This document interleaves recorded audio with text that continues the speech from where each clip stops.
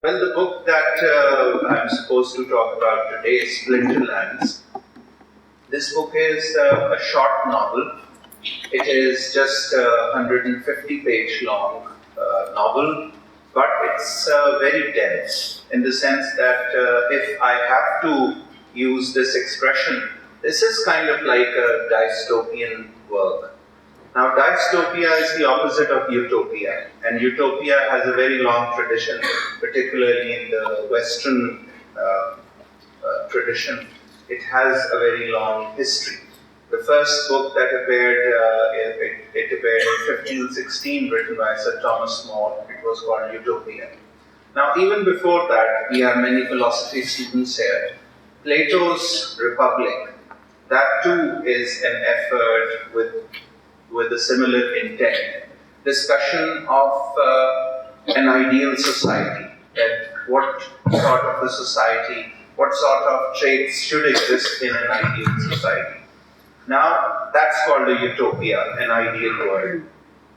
In the modern tradition, we also had another form of writing, which came in the form of novels, like Animal Farm, for instance, even 1984 by George Orwell, in which the story goes like this, that there are people who try to establish an ideal society, but end up creating a very frightening society.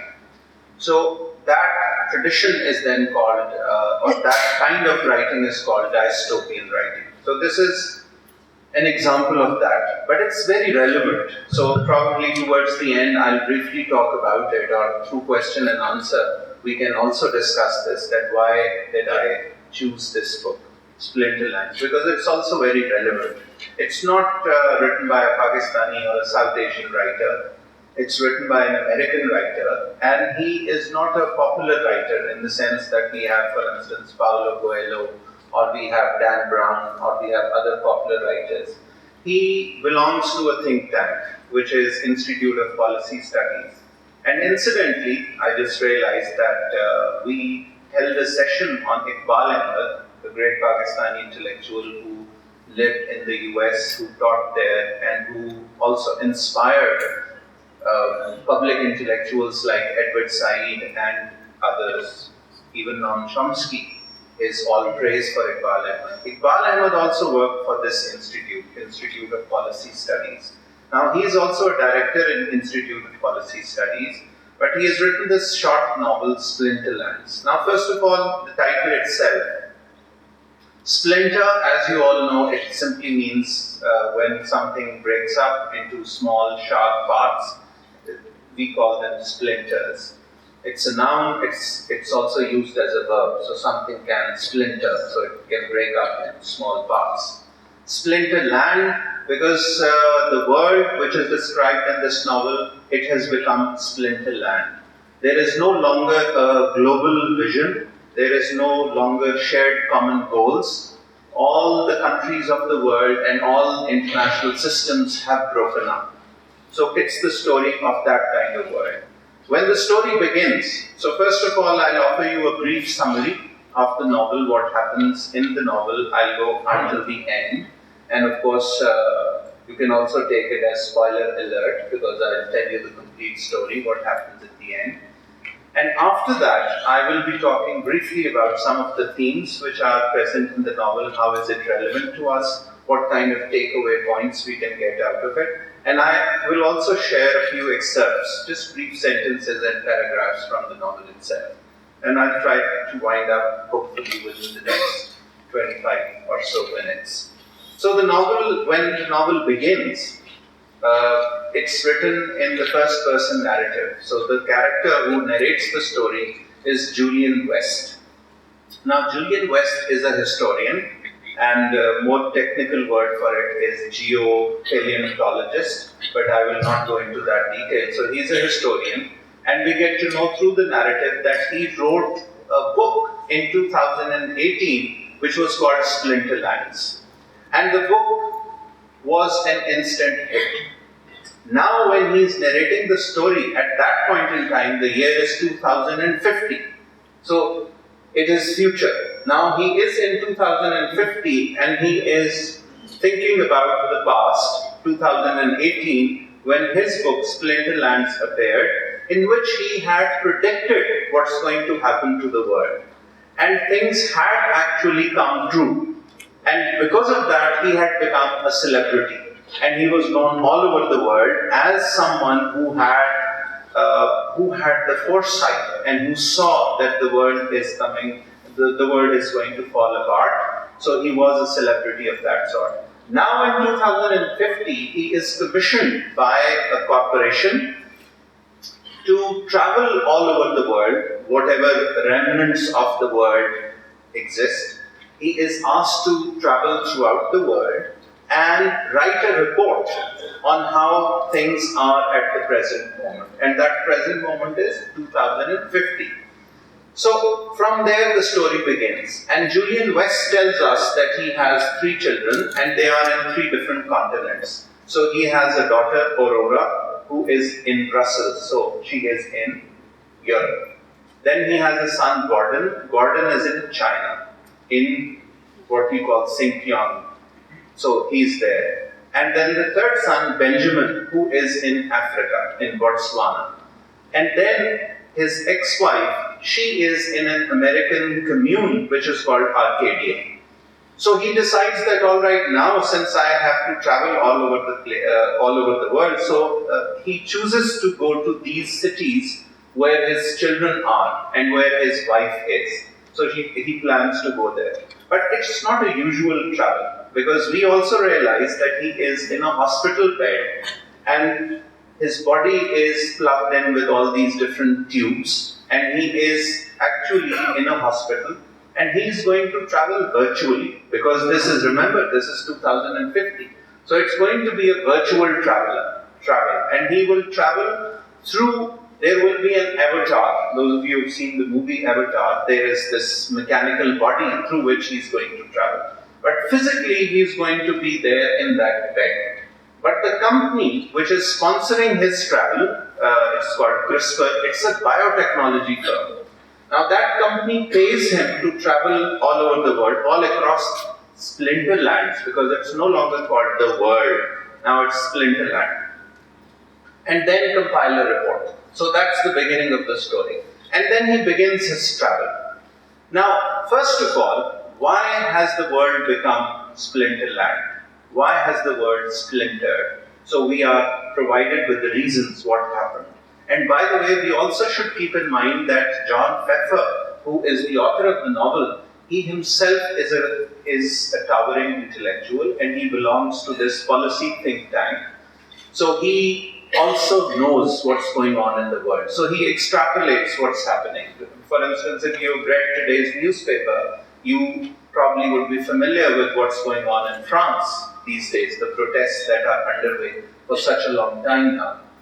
Now, what has happened to the world is that in the United States of America, climate catastrophes have struck. So half of the United States of America is underwater, when things began to unravel in that manner after his publication, which came out in 2018.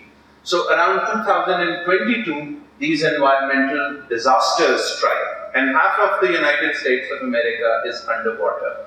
At the same time, there is no United States of America because there is no unity left. So all these states have splintered. There are only small pockets where some kind of management is still going on. Otherwise, it has gone to disaster. So that's the condition of America.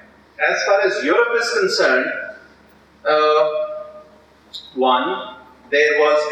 so as far as this environmental disaster is concerned, quite interestingly, he calls it Hurricane Donald.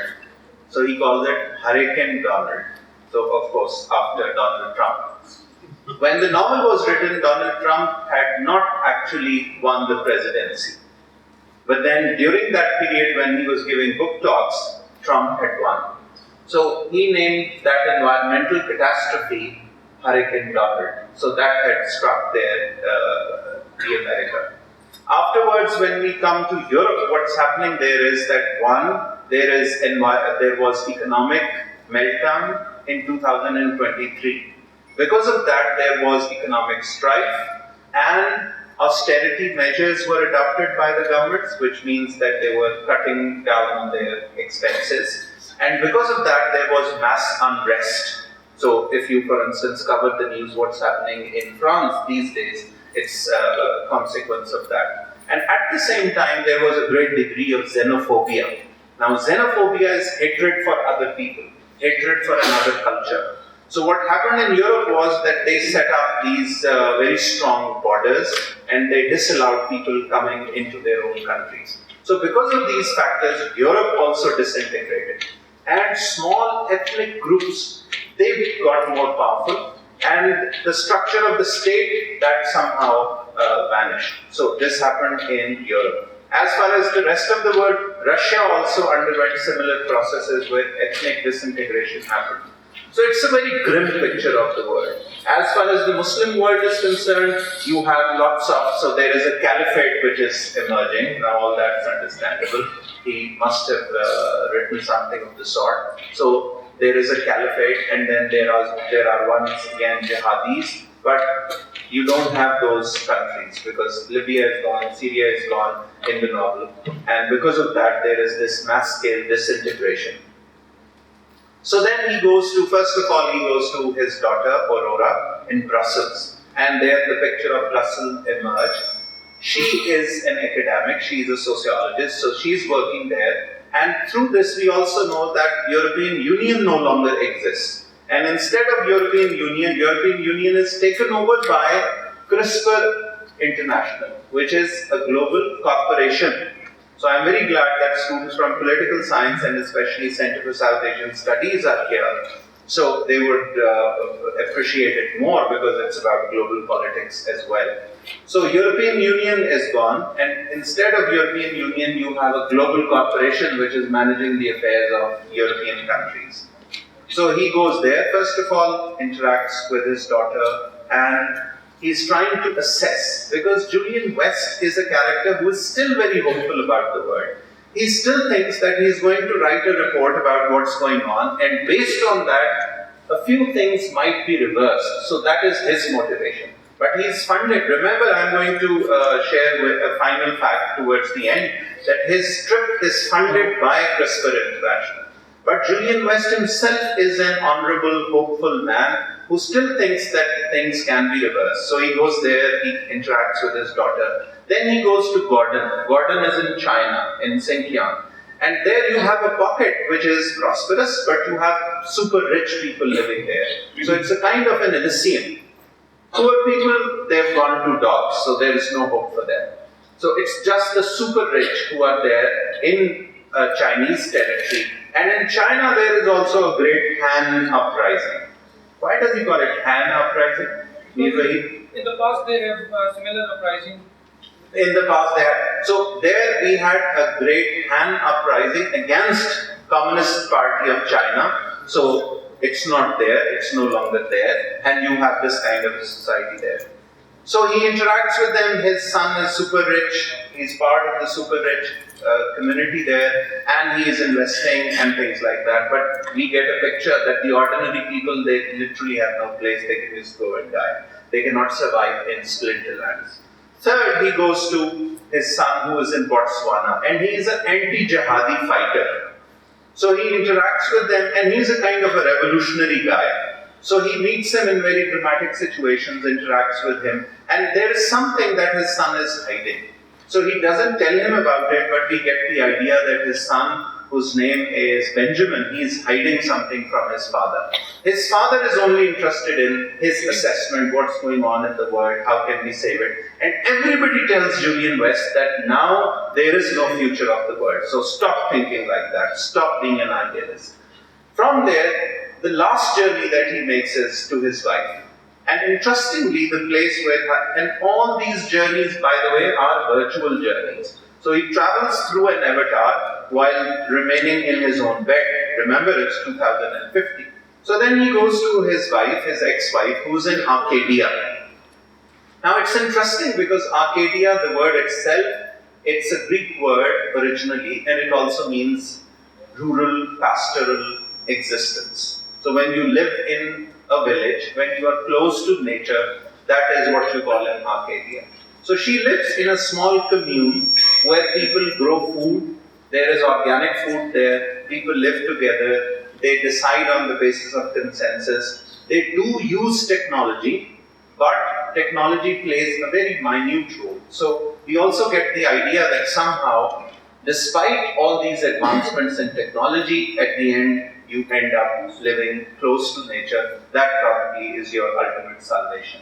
So that's the final journey, and then he returns to his place. And there we are introduced to a couple of, and this is the final section of the novel, we are introduced to a few agents who work for CRISPR International. Dr. Zegam is here, he is also a biotechnologist. So there is a very grim picture of biotechnology here, because there is a lot of genetic mutation going on and people change, things like that. Anyway, so they interact with him and then they try to strong arm and ask him, tell us where your son Benjamin is. So there he realizes that CRISPR International was not interested in funding his journey so that he could write a report on what's going on in Splinterlands. They were actually interested in finding Benjamin, because Benjamin is actually a revolutionary. And Benjamin has got access to a formula which is antibiotic or antiviral drug which can cure a disease which is now widespread.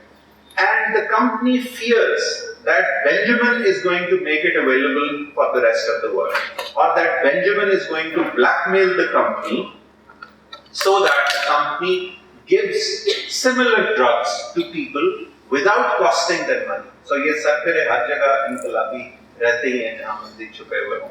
So the point is that that's what Benjamin is up to, and that is what he was hiding. That was what he was hiding from his father. So they try to strong arm, they try to, of course, threaten him, but he doesn't reveal anything, he doesn't know where Benjamin is. And towards the end, we feel that because he's now boxed in, his idea was that he would go to Arcadia and live the rest of his life with his wife, former wife. That was Julian West's idea.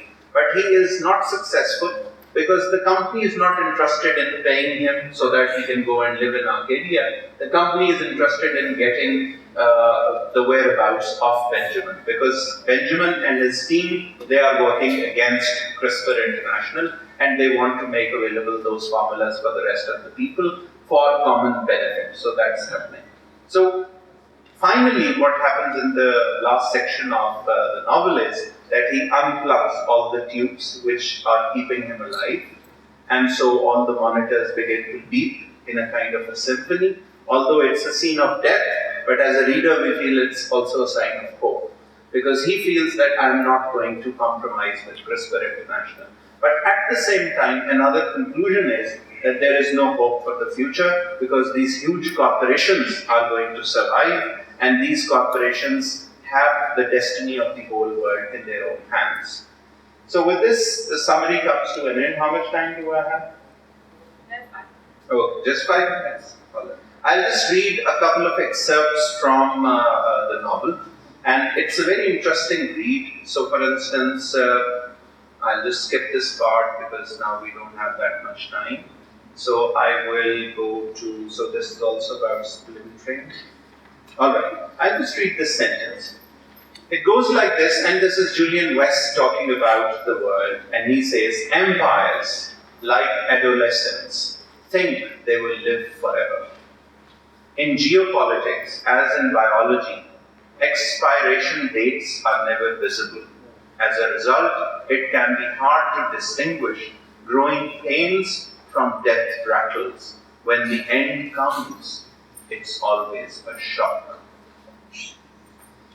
So similarly, I would read from here. It says, what happened in this world is quite the opposite. It literally remapped the world we live in. Now he's explaining about the world becoming Splinterlands. This spirit of disintegration would, in the end, ensure that the bloodlands of the 20th century would give way to the Splinterlands of the 21st. The disunity that settled over our world came at precisely the wrong moment. As we are all learning the hard way, a planet divided against itself cannot stand. So the grim picture keeps on emerging. Now this is interesting, the kind of world, the kind of future world which is there, and it's also about technology, that what kind of technology is there. So it goes like this. The apartment block where I had stayed that summer 60 years ago was now abandoned, with families camped out in the wreckage of what had once been rooms. A formerly prosperous diamond district was now a haven for prostitutes, and its upscale stores had given way to cut-rate DNA outlets. So there are DNA outlets there as well. Seaweed discounters and hovercar chop shops. Now the point is that in this future world of 2050, food, organic food or genuine food is no longer available. You have seaweed simulacra. So that is there. That's the term. Simulacra is a word for copy. I think it's a French word probably. So then you have this about CRISPR, and I'll skip this part. I'll just read 2 or 3 short excerpts, but I'll just go through all of these bookmarks that I have so that I don't skip any interesting part. Alright. The poor, so in the world of 2050, the poor sold their blood, their organs, their DNA, their avatars, anything to scrape by. The bottom line was grimly straightforward.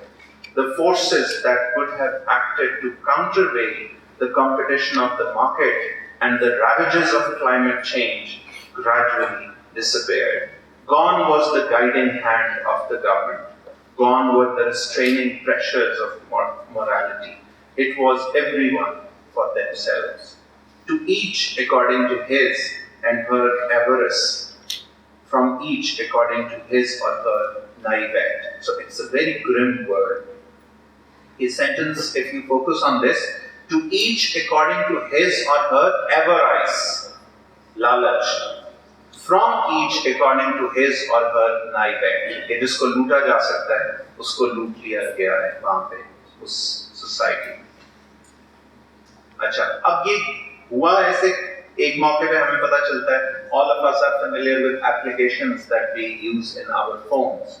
So यहाँ पे उसी app का metaphor इस्तेमाल करके लिखा जा रहा है. You know, the other killer apps that help the West pull away from the rest? Science, medicine, property rights, competition, and consumerism. These were the building blocks of the Industrial Revolution. We didn't realize that these apps would ultimately kill us. Now, this is a strong dose for those enamored with modernity. कि ये हमें बका की तरफ लेके जा रही है, ये modernity and everything. So ये हम देखें. अब यहाँ पे हमें पता चल रहा है कि वो जब आर्केडिया में है अपनी वाइफ के साथ, this is just the second last excerpt. तो वो उसको कह रही है, अब वो उससे इंटरैक्ट तो कर रही है, और वो उसको कहती है, you've probably forgotten what one of these really tastes like. So she plucks an orange for him, because in Arcadia, real food is grown. Oh, I forgot, you are not really here. She unwrapped the skin of the orange in one long spiral. After carefully tucking the peel in the breast pocket of her plaid shirt, she began to eat the fruit section by section.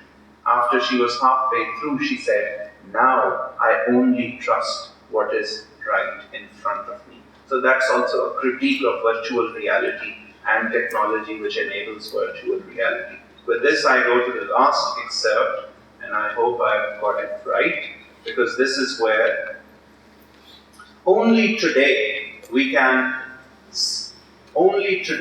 we all see clearly. As I wrote so many years ago, that the rise of the Splinterlands has been humanity's true tragedy. This is what I've learned in my research, in my travels.